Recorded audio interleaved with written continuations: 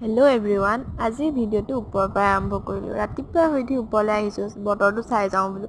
ৰ'দ দিয়া দেখি ভাবিলোঁ কাপোৰখিনিকে ধুই লওঁ। আজি আকৌ মেডিকেলো যাব লাগিব, সেইটো কাৰণে ভাবিলোঁ কাপোৰখিনি সোনকালে ধুই লওঁ। সেয়া কাপোৰ ধুই মেলি গৈ আজৰি আৰু।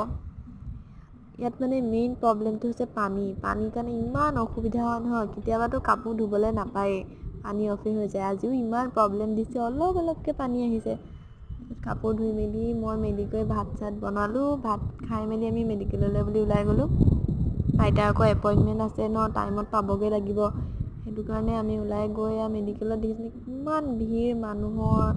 আপুনি ৰৈ লাষ্টতে আইতাৰ টেষ্ট হ'ল আৰু কৰি মেলি আমি দেৰিয়ে হৈ গ'ল আমাৰ। আহি মেলি আকৌ ভাগৰত মাইনাবাও আহি পোৱা নাছিলে, তাই এফালে যাব লগা ভাগৰতে আকৌ আমি আহি তেনেকৈ শুই মেলি উঠি ভাল লাগিলে। লাইক কৰিব ভিডিঅ'।